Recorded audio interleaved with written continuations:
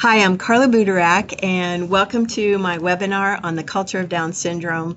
You may know me through my website, behavior.com. Behaviorcommunicates.com. And I'm here today to talk about the culture of Down syndrome. Several years ago, the group out of North Carolina, the Teach folks or structured teaching people, coined the term the culture of autism. They did that because they wanted people to understand that that group of individuals shared a particular culture, and when something was going wrong with the things in that culture, you could identify that and put in some interventions. So I started thinking, isn't the same thing true about students or children with Down syndrome? And it actually is. They too have a culture that we can take a look at, and it will help us to understand them better.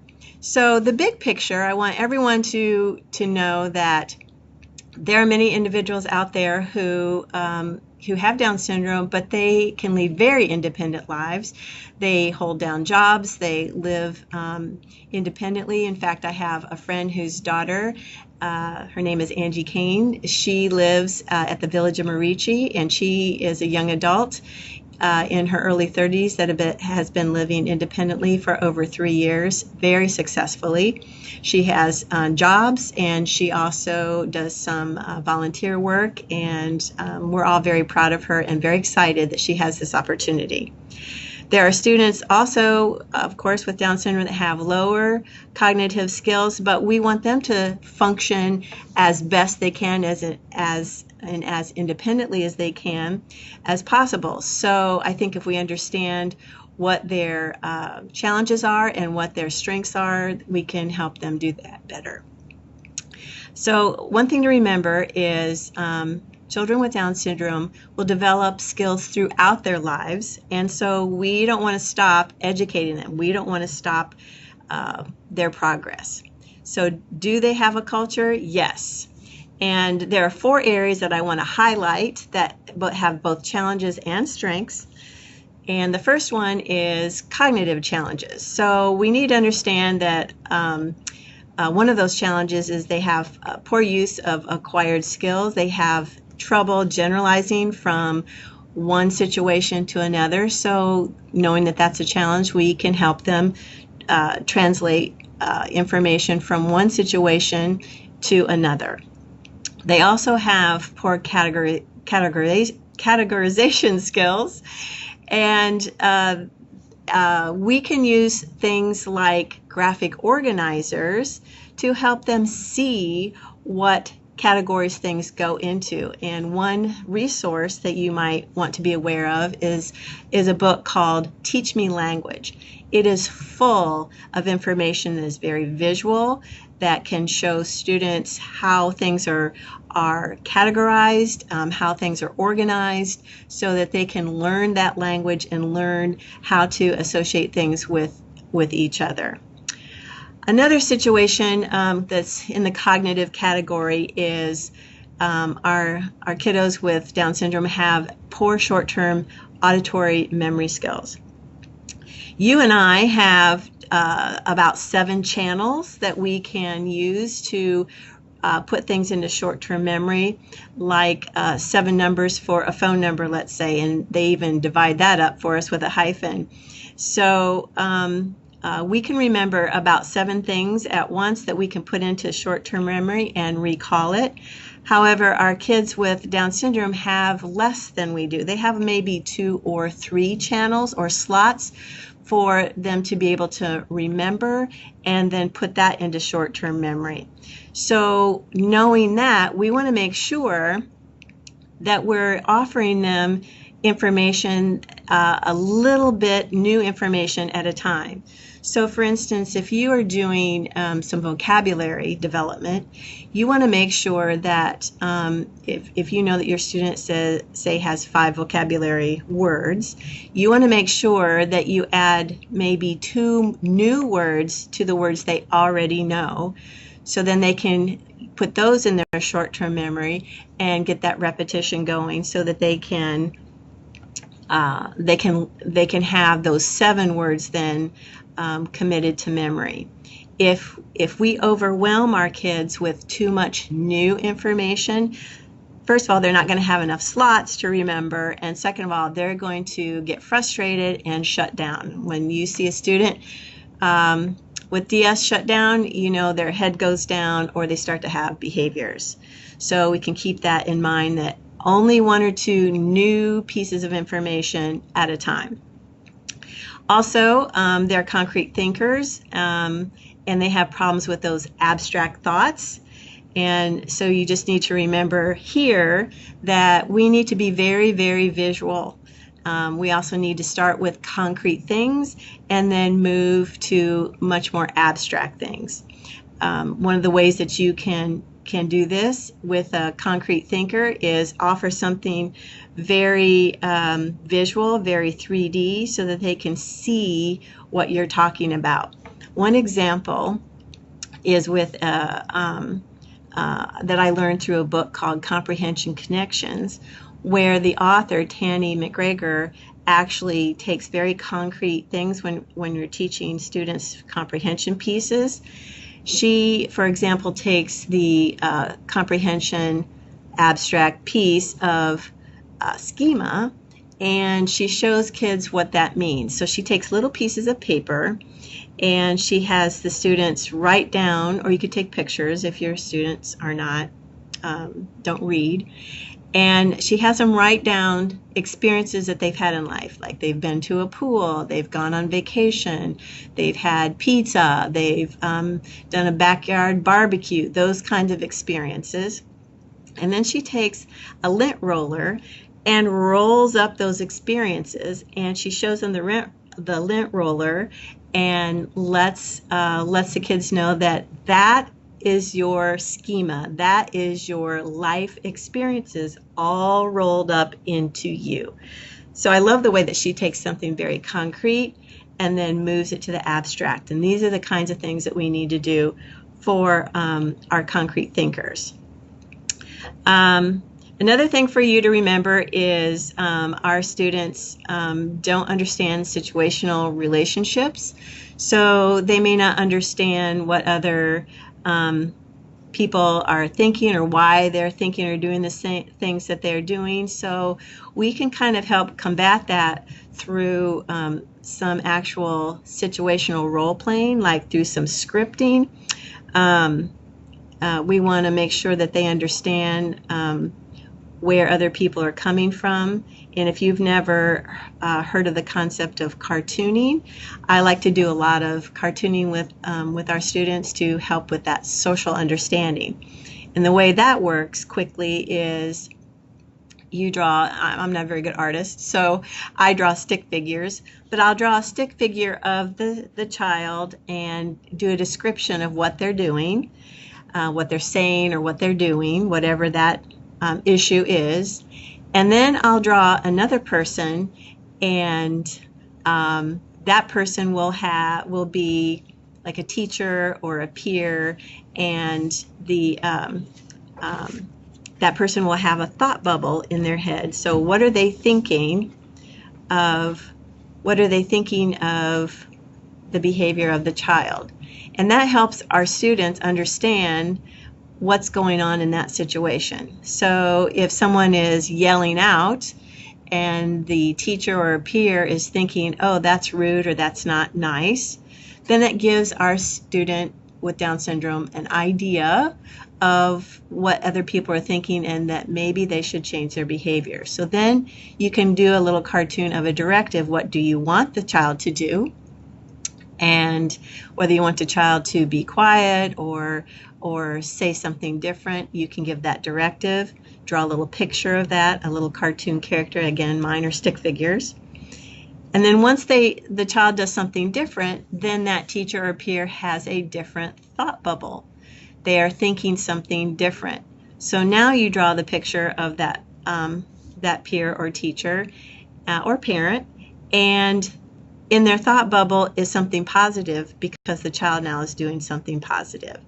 And then there's one last, that's a new perspective. And then there's one last piece, and that's the outcome. And you show the child and their partner, whether it's a teacher, parent, or peer, doing something very positive together. So the outcome is a happy one. So that's cartooning, where we can help them understand some situational relationships. And then another challenge is, although IQ does tend to decline with age, the ability to learn new skills does not. So even though that's a challenge, we just need to keep in mind that we should not give up on teaching skills and things that they can learn. It's a lifelong endeavor. So those are the cognitive challenges. So now, what's a strength? So the nice thing is our kids do respond to new information if it's presented with fewer demands on those memory channels. So remember the vocabulary example I gave you. We can give them new information on how to do a job, or a math problem, or how to navigate around something, some sort of chore or whatever. We can give them that new information, but we have to do it a little bit at a time. And trust me, they'll let us know if we're overwhelming them, because we'll either get behaviors or the head goes down and they just shut us out. Another strength is that our kids do whole to part learning. So that means if we start with the bigger picture and then break it down into pieces, they're going to be much more receptive to what we're teaching them. One of the examples that I like to give is through reading. Many of our students who have Down syndrome have not responded to a phonetic approach to reading, although I do have one gal that nothing else worked, and she responded to the Orton-Gillingham multisensory approach to reading that involves all the senses. But by and large, most of our students who can't learn through the phonetic approach do respond to whole word approach to reading. And one of my favorite programs to do this is the Edmark reading program. I find that it's a very systematic way to teach that whole word approach to reading, and our kids have just soared. We've got kids in not only our classes of students with mild cognitive delays, but we've got students in our classes, in elementary classes with moderate cognitive delays, that are learning to read through the Edmark program. So I am very excited about using that whole to part learning, especially with reading. So keep that in mind. If you show your child or your student that big picture and then break it down into pieces, you're going to get a better response. Simple to complex instruction. So if you're trying to get your student to learn a new job or some sort of new chore, if you start really simple and then build upon that, you're certainly going to get a better result than if you start with something very, very complicated and you don't scaffold that for them. So also, another thing to remember is when you practice or review a skill or some content, academic content, do it in different settings with different people, showing similarities and differences between the situations, so that they got the idea that dealing with money is not only for school, at home, but also in the community. So they get used to that, all that repetition. Some recent research has shown that typical learners require 20 repetitions for them to learn something. Students with disabilities require 50 repetitions to learn something. So if you're thinking about repetitions, you're certainly going to want to make sure you have enough of those so that we don't frustrate our students and have expectations before we do our job in repeating. The next point, errorless learning. I don't know if you've ever heard of this before. It's been around for a while, but it's interesting. I find that some people have not heard of errorless learning. And what that means is you present information to a student and you don't let them you don't let them fail. You don't let them choose the wrong answer. It's errorless. And this is a great strategy to use when you're first presenting a new concept or a new information or a new task, and you're having them choose. So if they have to choose, which one is it, the boy or the dog, and they go to, and the answer is the dog, and they go to select the boy, you just put the dog picture right in front of them so that they can't help but choose the right answer. So you're just, or if they don't get it right away, they can't answer right away, go ahead and give them the right answer. You don't let them fail. Can you imagine how many times our kids hear the word no? If you heard no, no, no, no, no all day, you would be frustrated too. So errorless learning takes away the no, takes away, oh, nice try, you're not right, that kind of thing.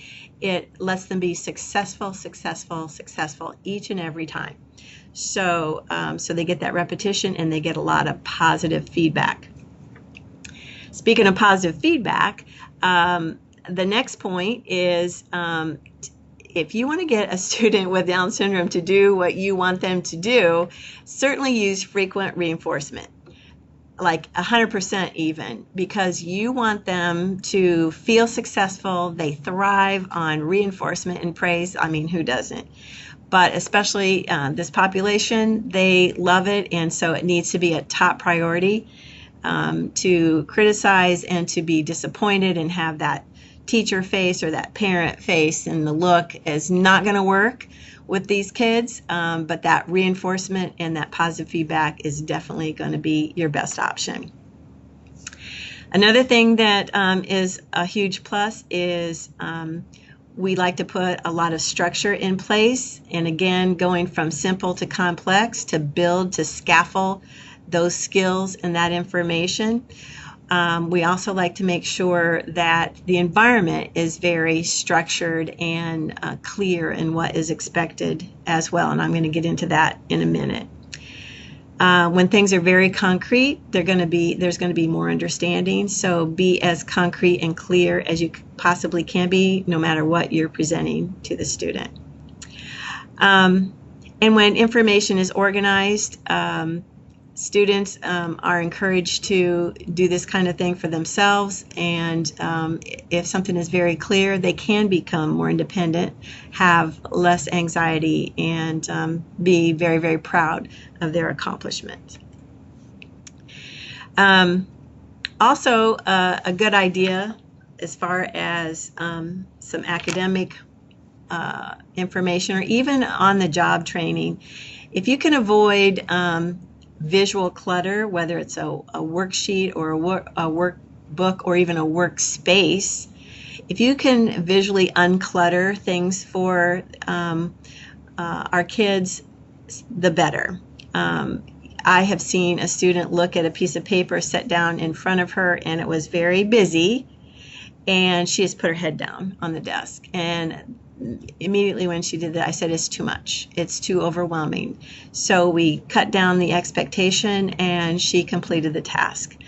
I know that when I go into the card section of the CVS store and I open up a card, and if it's got too much stuff on it, I don't even read it. I just close it up. It's just kind of verbally overwhelming for me. So so I totally understand that if they have something that looks like it's too complicated or too much work, they're just not going to do it. So keep that in mind when you're presenting them with visual stimulation.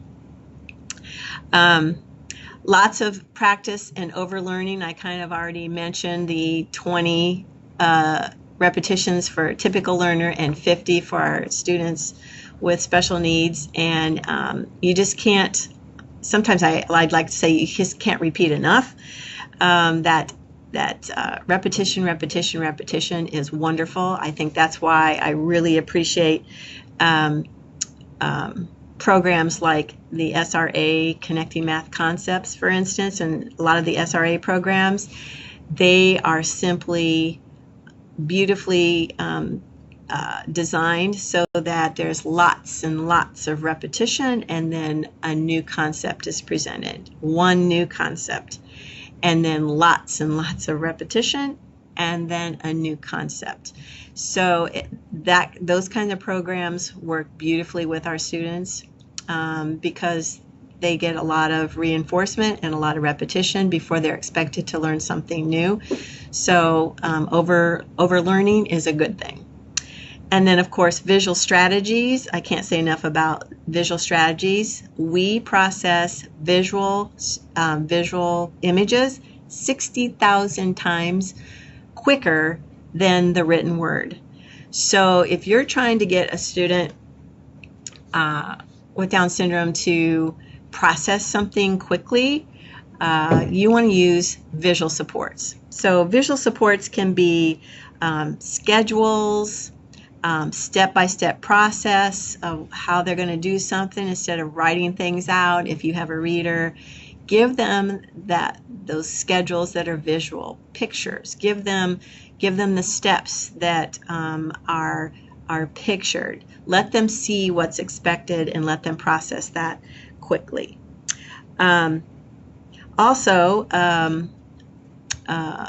If skills are demonstrated or modeled by adults or peers, again, that's visual. They're going to process that much faster. So if you want to do things like use your visuals, or if you want to video an adult or a peer doing an activity, whether it's a job or a procedure, getting dressed or transitioning from point A to point B, whatever it is, if you can video an adult or a peer doing that and let your student or child watch that video, that's going to be very, very helpful.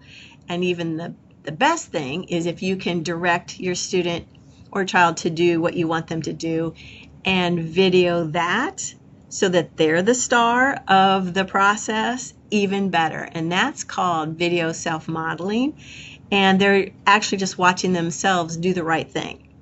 So if you've got a situation going on in the home, the workplace, or at school, video self-modeling is a very powerful tool that you can use with your kids to get them to do what you want them to do. And they love to see themselves be successful.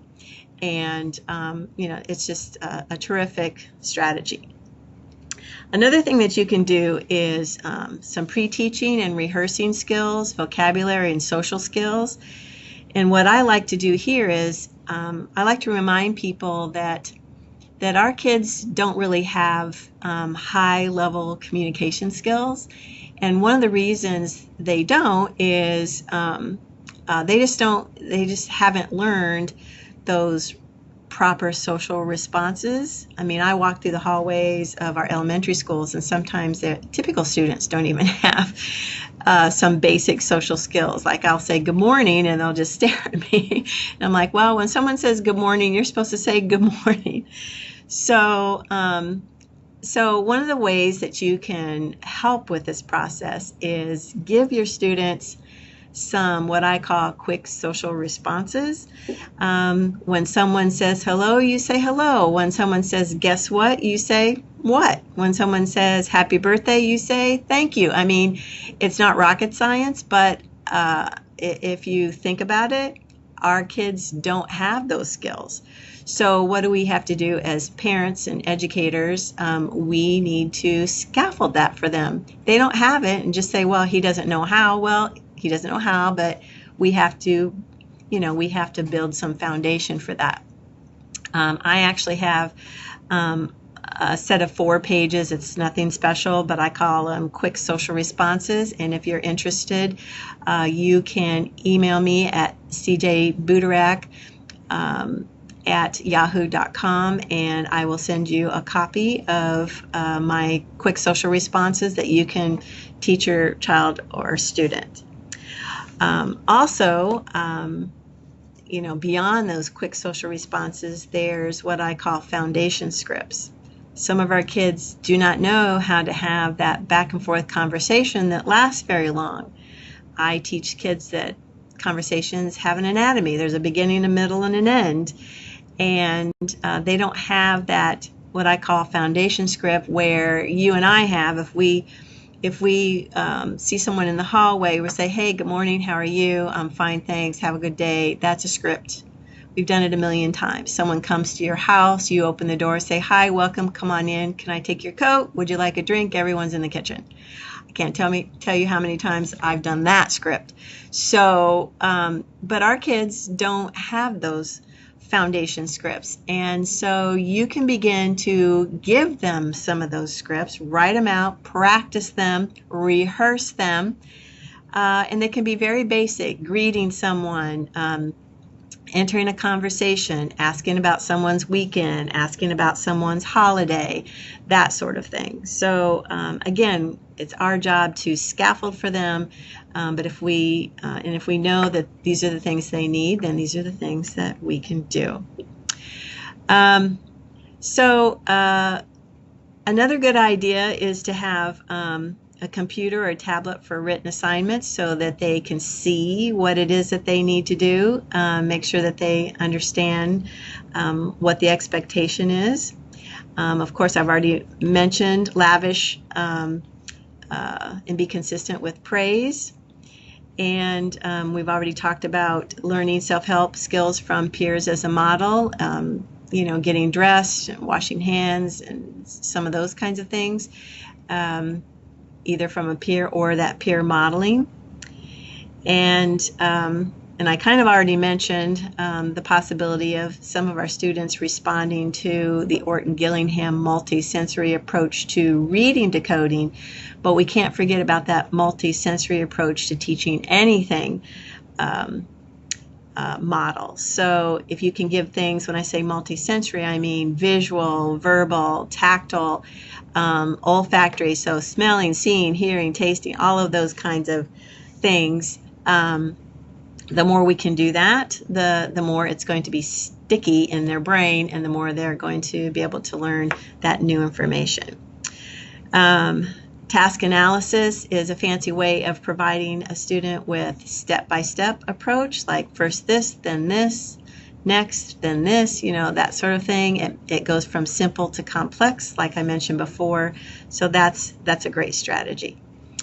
A fun resource that I found a couple years ago to teaching sight words is to add the dimension of art in the vocabulary words. So there's a product actually out there called SnapWords, and SnapWords is vocabulary words that has art embedded in the word, so it promotes understanding. For instance, the word eat, the E has two eyes in it, and it has teeth on the E, and the next letter A is an apple, as though the E is going to eat the A for apple. So it kind of helps to add that visual support so that they can remember that eat means you're chewing on something. So, you can check out SnapWords. They actually give 7 free SnapWords online if you Google it, and they have all kinds of vocabulary kits for sale if you're interested in SnapWords.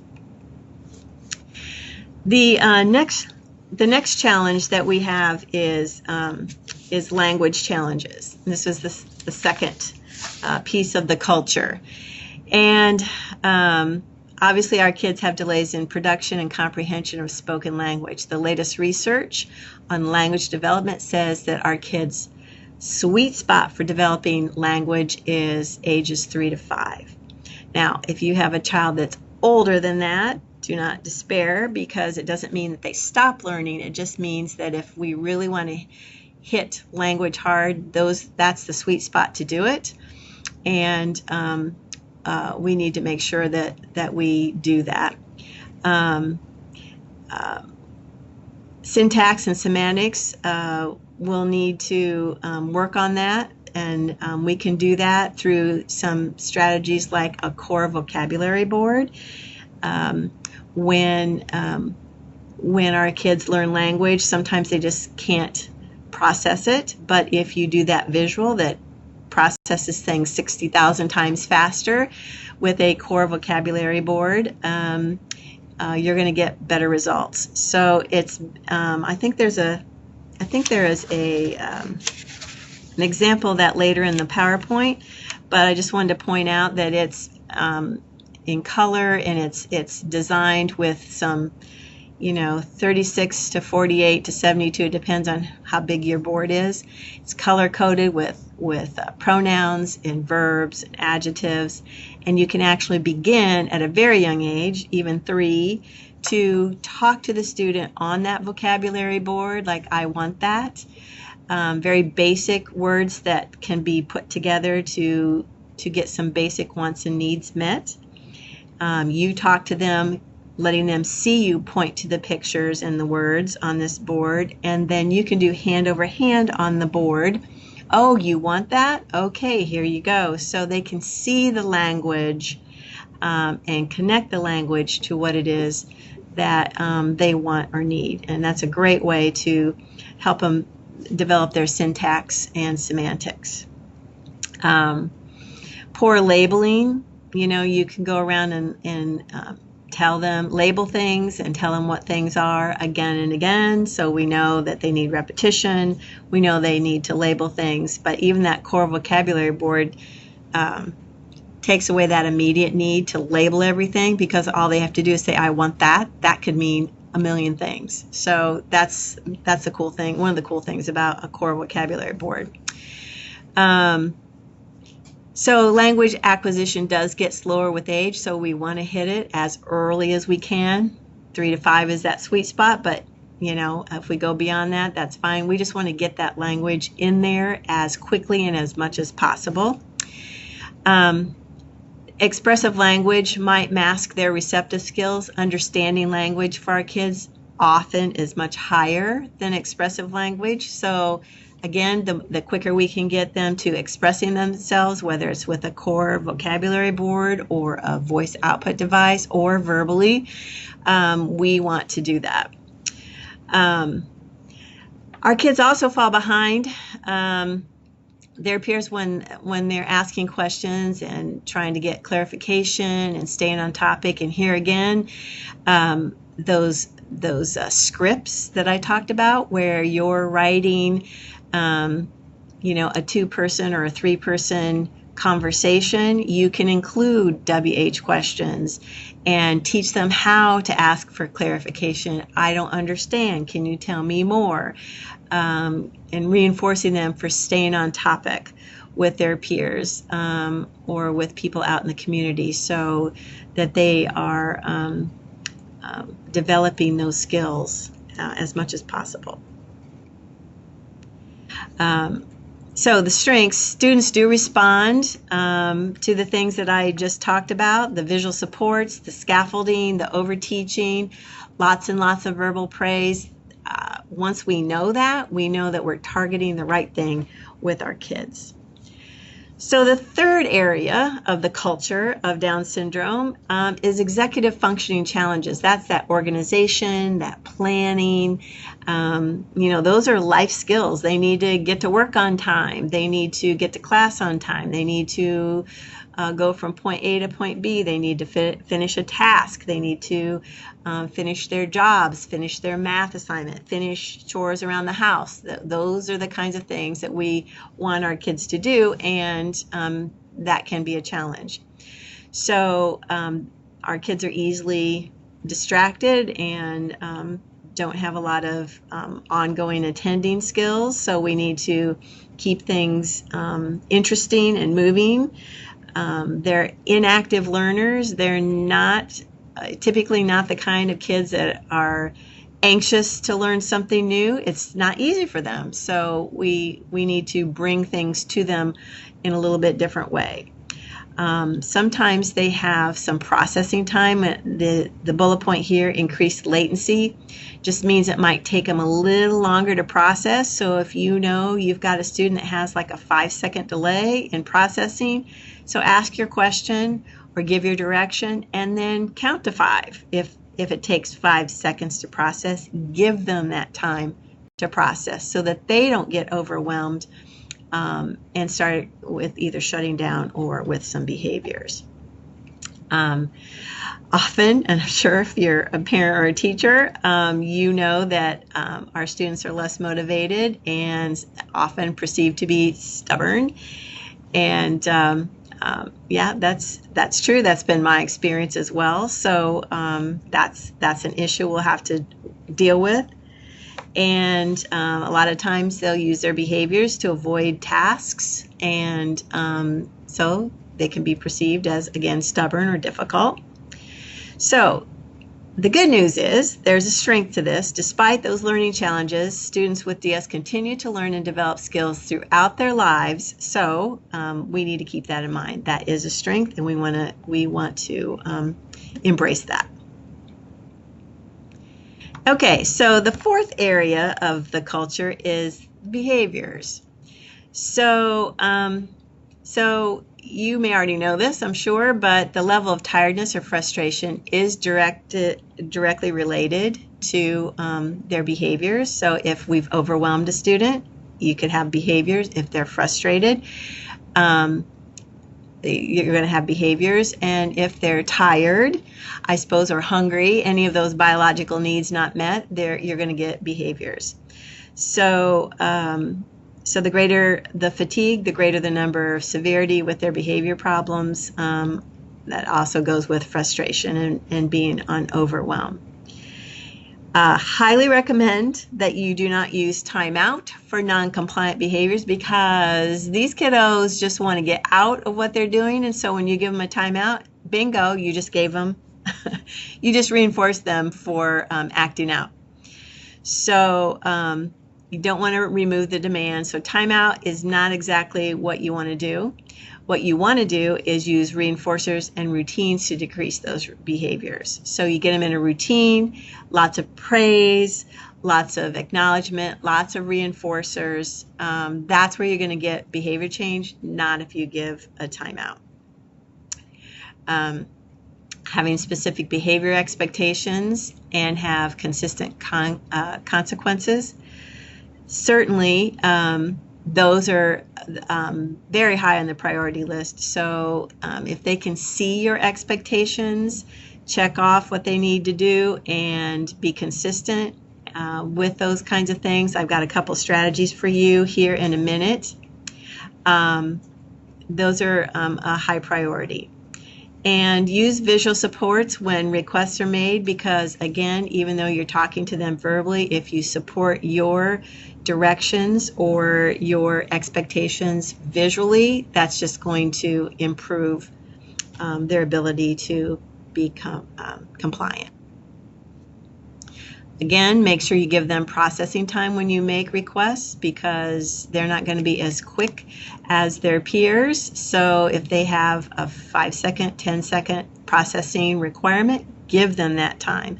Because if you say, so what do you think? What do you think? You're just resetting the button and the time starts over again. So you don't want to ask questions or state something again before their processing time is up, because you're just doing yourself a disservice by starting the clock over again. Make sure you plan for transitions and routines, giving routines and visual supports. Give them 5-minute warning that you're going to do something, it's time to get a routine started. Use those visual supports to transition from point A to B. You're going to have a lot more compliance. We had this little guy in a classroom who was in a life skills classroom for students with moderate cognitive delays, and every time you would ask him to go use the restroom, he would start screaming, having behaviors, no bathroom, no bathroom, no bathroom, and he'd go hide under the table. So we put in a visual schedule, and it was a visual schedule of preferred and non-preferred activities. So there would be a preferred and then something that was non-preferred, but then right after that a preferred again. So in that mix, we knew he did not like to go to the bathroom. He just didn't like to go use the facility, and so we put toilet on the schedule. And right after he used the toilet, then he could go to the play area. So a non-preferred and a preferred. And when we put the schedule into place, he went over and checked the schedule. So the schedule was the bad guy, not the teacher. And he took the picture of the bathroom, and all the way as he was walking to the bathroom, he would say, "No bathroom, no bathroom, no bathroom," and he would put his little picture of the bathroom in the little pouch by the bathroom area, and he went in. So instead of going under the table, he went into the bathroom, protesting the whole way, but it was a routine with visual supports, and we actually kind of had to chuckle, but he protested the entire way, but he went. So, so these things really do help our kids to do what they need to do. We certainly want to reward independence, because that's something that we want to encourage, because that big picture, we want them to have a job. We want them to function as independently as they can, whether it's a supported job or an independent job with competitive pay. The more independent they can be, the better life they're going to have. So certainly we want to reward that as often as possible. Another thing to keep in mind when it comes to executive functioning is we want to fade those tangible rewards to social reinforcers. We want to be able to just verbally praise the students rather than giving them goldfish crackers or whatever. So make sure that we need to make sure that we're doing that, because again, you pull back the lens to when this child is 25 or 30, we don't want them to have to do something for goldfish crackers. We want them to do something for praise and support in that way. And we want to, definitely reinforce them with a high rate of reinforcers, but then if we can fade those to just every now and then, again, pulling back that lens to later when they're young adults, we want them to be able to do things that they're supposed to do with a little less of that high rate of reinforcers. Praise is the best motivator, and use positive rather than negative language. And so things like "good try," "look at it again," instead of "no, that's wrong," is much better. And as I mentioned before, if you're starting out with a new strategy or new skill, you might want to start with errorless learning and then move to some verbal praise. And if you're scheduling some tough things, whether it's a tough part of the job or a tough academic piece, do those things in the morning. Our kids tend to be much more successful in the morning. They tend to wear out by the end of the day, so kind of be cognizant of the fact that get the tough stuff out of the way early in the day. And then, of course, I've been talking about signs of withdrawal. Overstimulation can be a problem. Watch for that. Watch for head downer behaviors, that shutting down kinds of thing. That's a behavior that you need to say, what's this child trying to tell me? And I like to tell that to all of my teachers. And when a child has a behavior, I don't want you to say, "Oh, he's hitting people," and then end it at that. You want to say, "Okay, he's hitting people, but what is this child trying to tell me? Is it an executive functioning problem? Is it a cognitive problem? Is it a social problem? Is it an overwhelmed problem? What's going on that child is behaving that way?" Because his or her behavior is communicating that something in their culture is not right. And so it's our responsibility as educators and parents to figure out what the child is trying to tell us with their behavior.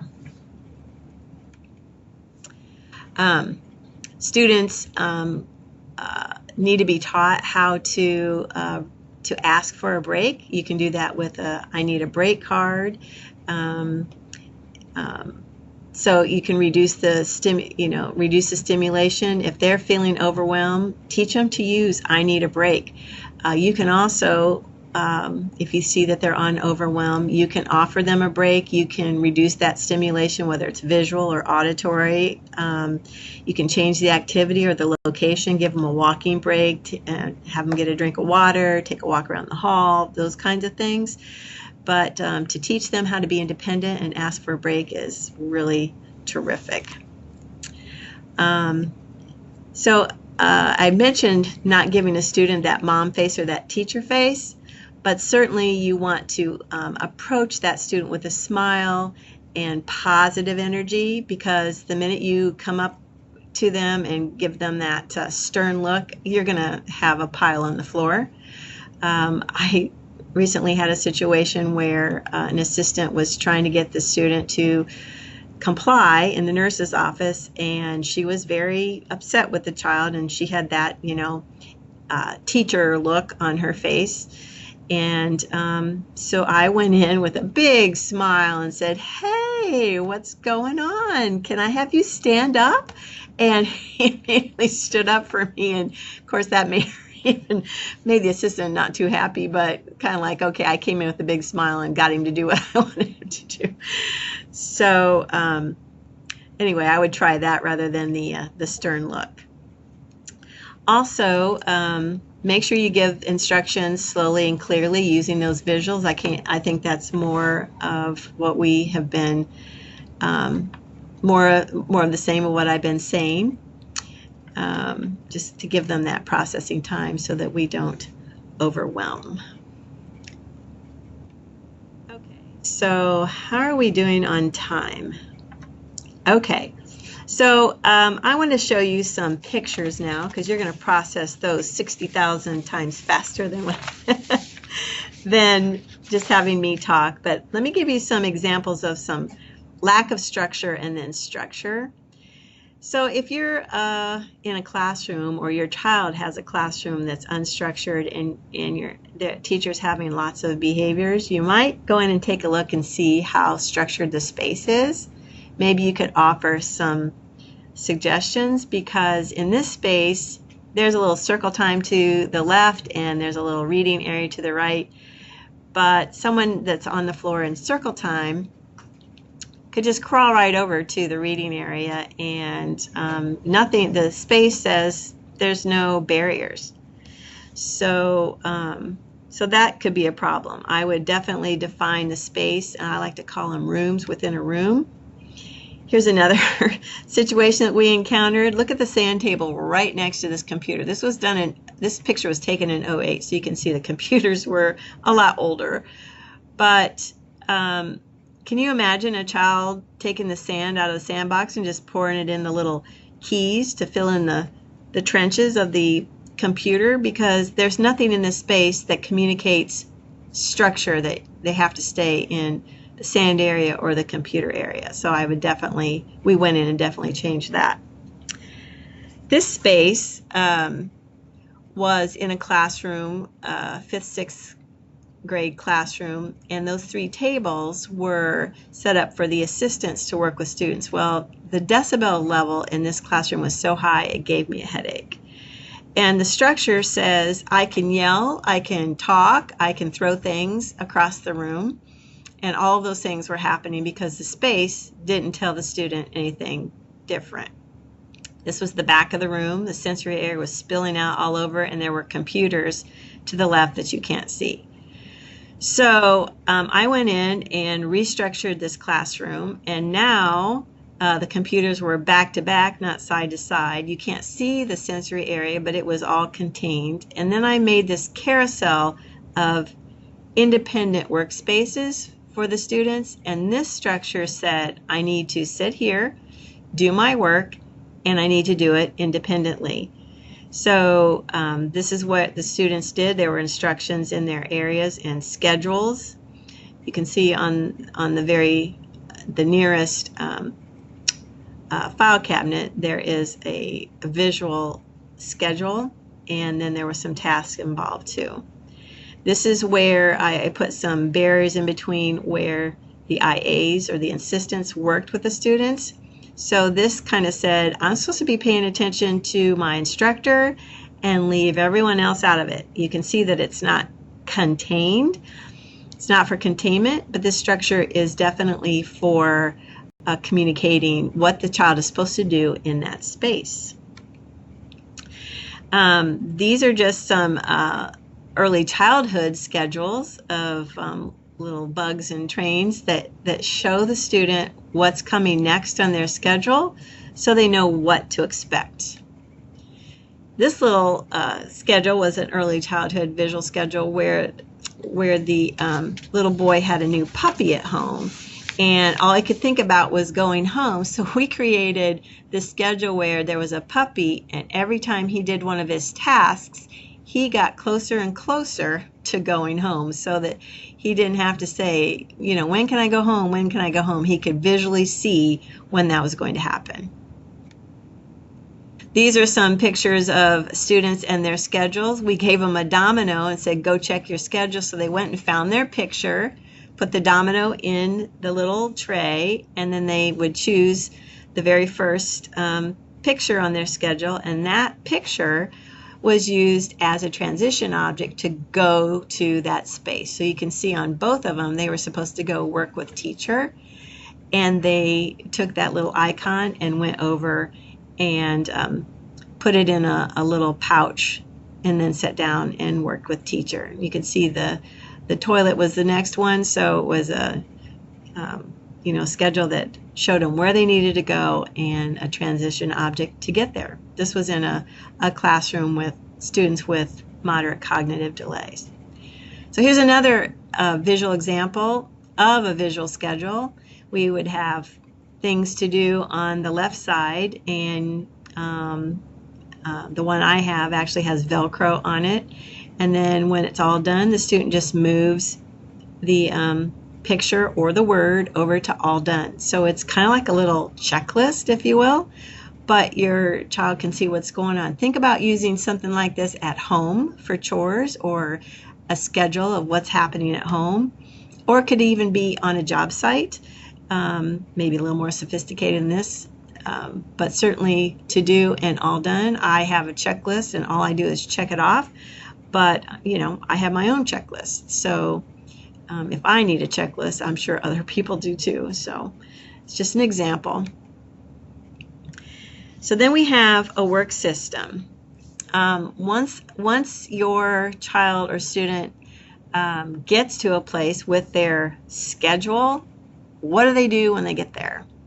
Well, you and I have a work system. It's very abstract. We know what work we need to do. We know how much we need to do. We know what's going to happen when we're done, and we know what comes next. If we're at a job, we get to go home, right? So our kids that have special needs, they need work systems, only theirs need to be visual. I've been talking about a lot of visuals, but this really helps to cut down on behaviors and overwhelm that has been a part of the culture I've been describing. So if we visually set up a work system and we answer these 4 questions, we're going to have less behaviors, more compliance, less anxiety, and help our kids to process what it is they need to do. And the bottom line is they become more compliant and more independent. So if you set up what work they have to do. If it's at school, do they have to do some reading? Do they have to do some writing? Do they have to do some math? How much? 1 thing, 2 things, 3 things? What do they have to do? How do they know when they're done? So do they have a folder to put it in, a basket, a place that says they're done? And then what comes next? Do they go to lunch? Do they get computer time? Do they get a break of some kind? And if you can have a picture, an icon, anything that tells them what comes next, then you've got yourself a work system. You've basically told them the answer to all 4 questions. I can't tell you how many times I've used this with all kinds of students, and the anxiety and the non-compliance and independence just is amazing. So give it a try. Just be visual, not verbal, and see what happens. Here's a real simple work system. You see there's animals on one side, and they're supposed to sort it, match it, and then put those little trays at the end. And then if there was a little indicator of what comes next, this would be the perfect work system. What work? How much work would mean how many animals? How do I know when I'm done? In the done basket in this case. And then what comes next would be to the right on where they're supposed to go next. This is obviously a very simple work system for kids with moderate cognitive delays, but you can see that it doesn't have to be a big elaborate thing. Here's another work system. You take the popsicle stick and the hand, glue them together, and there's the final product. There's a visual support for doing a craft. What work, how much work, how do I know when I'm done, and all you need to add to this to make it a work system is the what comes next. You can also do the same thing if you have a circle time, or if you have lots of people involved in something. It kind of tells the student how many things are going to happen in this situation, and great for turn taking as well. So here's a fancier work system. So what work? There's a reading group. How much work? You're supposed to read pages 1 to 15, answer the questions. How do you know when you're done? You raise your hand and have the teacher check the answers. What comes next? Computer. So there's a little more sophisticated example of a work system. But you could see where this would work on the job too, or at home for chores. Check, check, check, and it's all visual. So let's talk about some behavior issues. I've got some strategies for you that I think you might appreciate.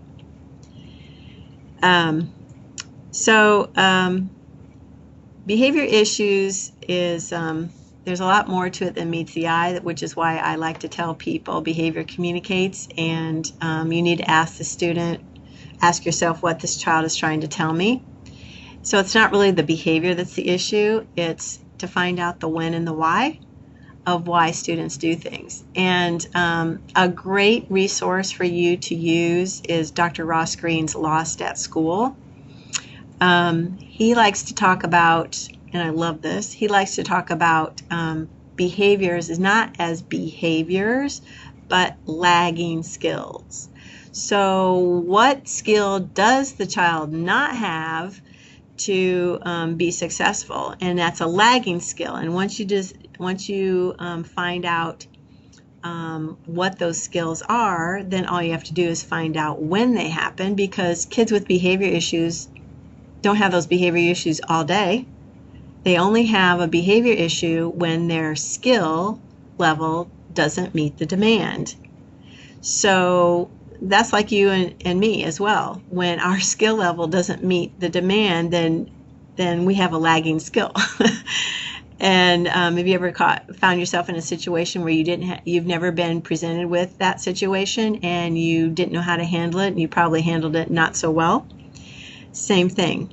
Our kids with disabilities have lagging skills, and when a situation presents itself, they don't have the skill to handle that. You're going to have a behavior. So if you figure out the when it occurs, then you can start to figure out the why, and you actually involve the student. So Dr. Ross Green has a website called livesinthebalance.org, and he has a checklist of lagging skills, and he shows you how to do what he calls a plan B, where you actually have a 3-part intervention with a student. Once you find out what the lagging skills are, then you sit down and have a little meeting with your student, and you do the empathy step, and you ask them, you've noticed that they won't transition from point A to point B. What's up? And you get their perspective and their opinion, and you keep digging and getting lots of information by saying things like, tell me more, and clarifying, and is there anything else? And so you try to dig and finally get to the bottom of what's going on with that behavior. Then you do the adult concerns, and you show them that your concern is either health, safety, or learning, and you express your concerns. And then the final step, and you'll see this all on his website, but the final step is the invitation step, and that's where you invite the student to problem solve with you. And you start out by saying, I wonder if there's a way that you can get what you need, whatever the child expressed to you, and I can get what I need as an adult. And it can be a win-win, a win for you and a win for me. It's not too often that we involve a child in the problem-solving process, but this is really problem-solving 101, and it's a great modeling behavior for problem solving, and I've used this many times with students, and they're kind of amazed that we've even asked their opinion and asked what's wrong. And sometimes what we think is wrong, what we assume is going on, has nothing to do with what's really wrong. So it's interesting to get the child's perspective. So check out Dr. Ross Green's website, livesinthebalance.org. A couple more visual supports for behavior that I have for you today is the 2+2, and this is something that I often do in crisis prevention intervention training that I do, and it's simply this: you give a choice and a consequence, which is positive, a choice and a consequence that is not positive, and you give the positive choice first. So by example, the very first time I used this was with a student who wanted to just get on the computer and didn't want to finish his math. And so I just drew a little fork in the road, and on the right side I just simply put finish math, and then a little further up the path, computer. So finish math, you get your computer time. And on the left side of the road, the left fork, I put the universal sign for none. So I said no math, and then a little further up the path, no computer. So do your math, get computer. Don't do your math, no computer. Pretty simple. And you can do it verbally or you can do it visually, like I just said. Just draw a fork in the road and do a 2+2. The beauty of this is the visual is the bad guy. It just pretty simply states, do this, you get this, don't do it, you don't get it.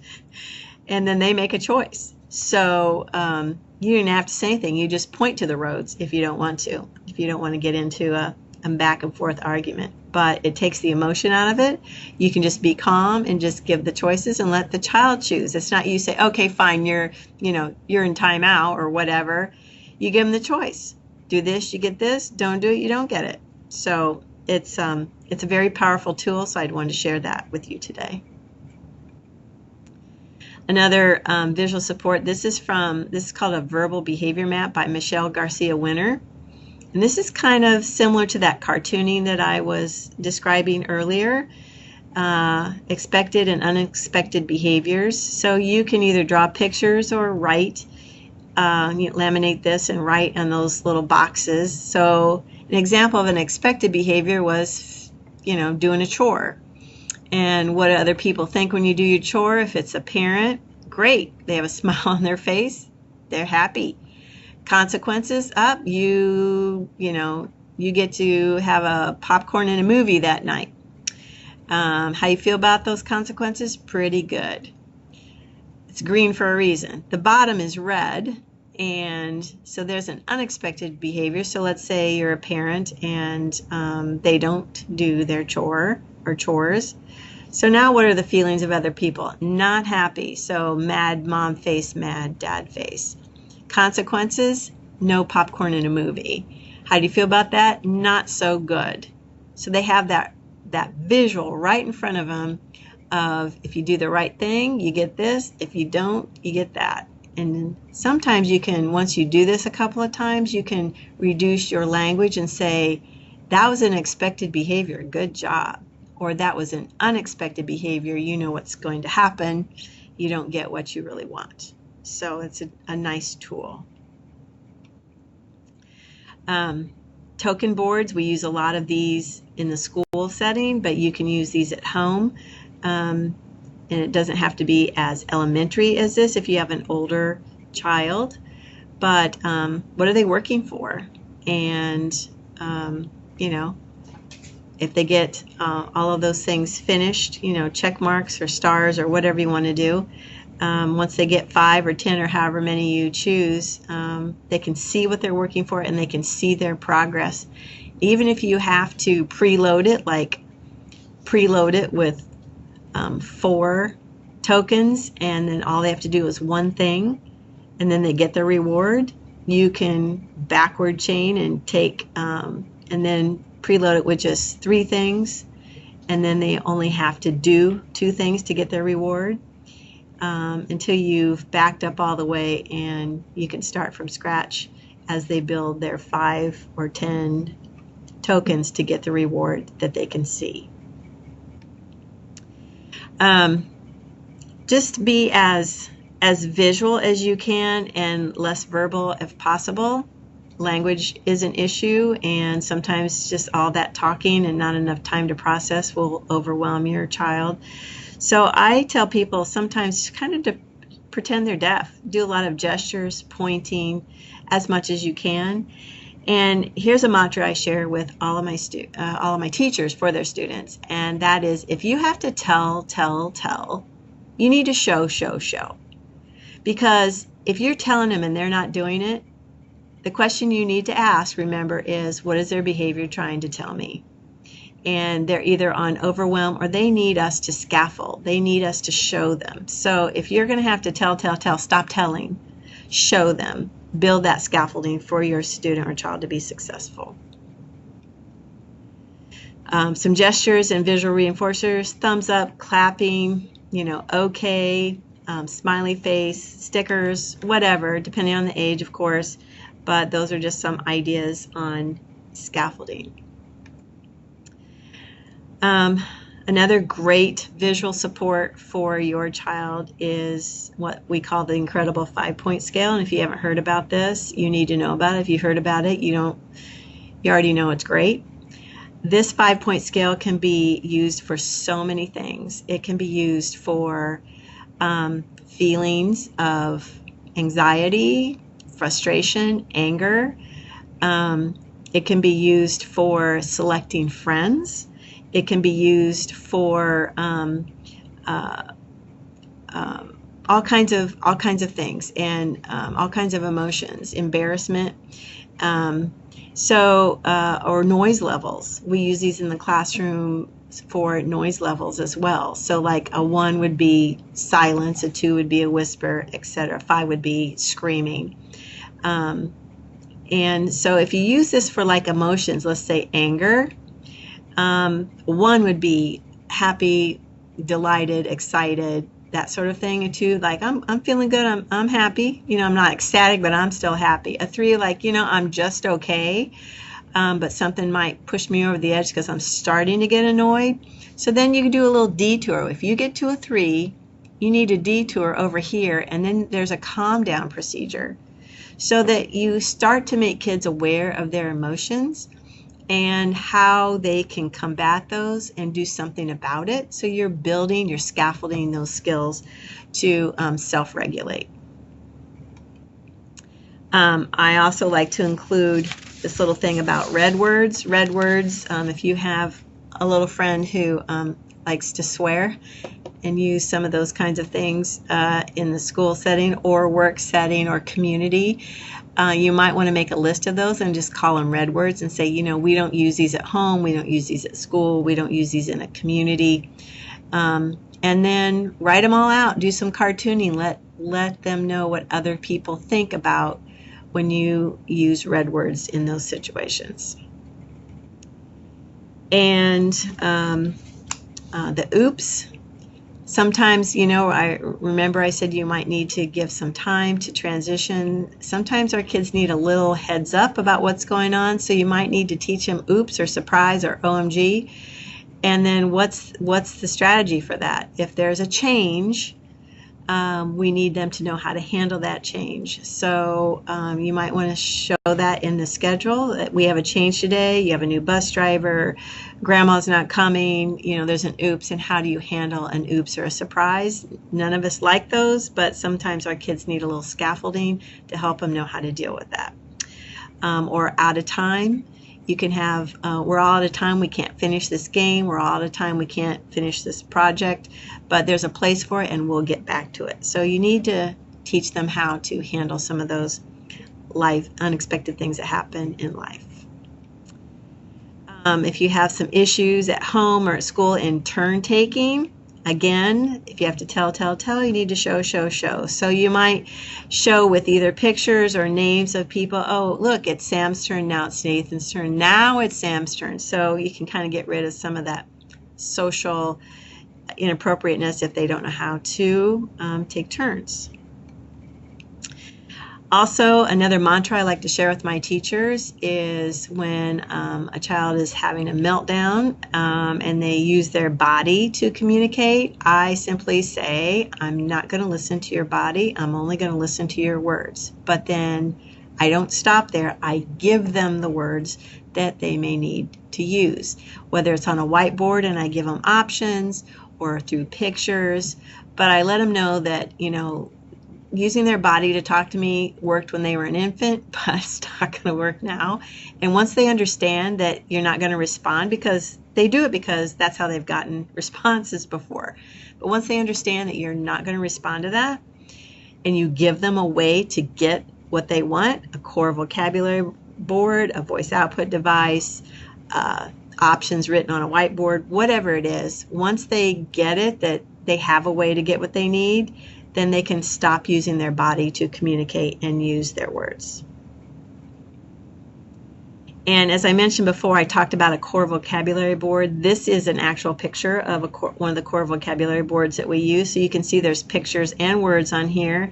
It's color-coded for pronouns, nouns, and adjectives, etc., with some very basic vocabulary that you can get a lot of information communicated on just this really simple board. So you would want to talk to your student by using the board. So I would say, you know, you want help, and I would point to those pictures. And even if the child couldn't respond using it, I would do hand over hand, you know, yes, I want help. So they get used to seeing the communication and then using the communication board for that language development.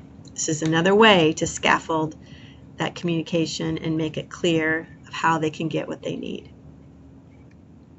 This is just some more information about the core vocabulary board. No set number of words, no set vocabulary. It's just lots of ways to communicate. And too often we use nouns instead of verbs. We don't need to teach a bunch of nouns. How are you going to tell somebody what you want if all you have is a bunch of nouns? So I love the core vocabulary board for many reasons. And of course we know that when they can communicate well, their behavior improves. PECS is another way to do that if you're interested in the picture exchange communication system. But the power of communication is fantastic, and if your student outgrows a core vocabulary board and they still are low verbal or nonverbal, you certainly can move them to a voice output device that has a program like Touch Chat is an option if they need that sort of support to communicate. A couple more slides here, and I think we're probably at our end. So I guess there's another slide about the core vocabulary board, that the icons are always in the same place and they can begin to have that motor memory to talk quickly. You can begin prompting questions and get answers, lots of phrases that can be had with this. A couple more things. Asking for help. Make sure that your student can ask for help. So set up situations where they have to ask. Put something that's favorite up high and use either the core vocabulary board or some sort of script that they can ask for help, because asking for help is really a safety issue. So that's something I like to encourage people to do. And the same thing with weight. You know, you can teach weight by offering a weight card. So have them ask you for something, and then you put a weight card down for a split second, and then you give them what they want. So the next time they ask for something, you put a visual weight card down and count 1001, 1002, and then give them what they want. So you're lengthening the time that they have to wait. So if you have a student that just can't wait in line, at the grocery store or cannot wait in the doctor's office or whatever, you can start scaffolding their ability to wait so that they know that time is coming. You know, they have to wait a little bit, but then they're going to get what they want. So take the time to teach your child how to wait if that's an issue, and certainly it'll serve them well both at home, at school, and in the community. So that concludes what I have for you today. I hope that I have given you lots of strategies and information, made you aware that students with Down syndrome do have a culture, and that you can enhance those things by putting all kinds of things into place for them, and to help them be successful and independent.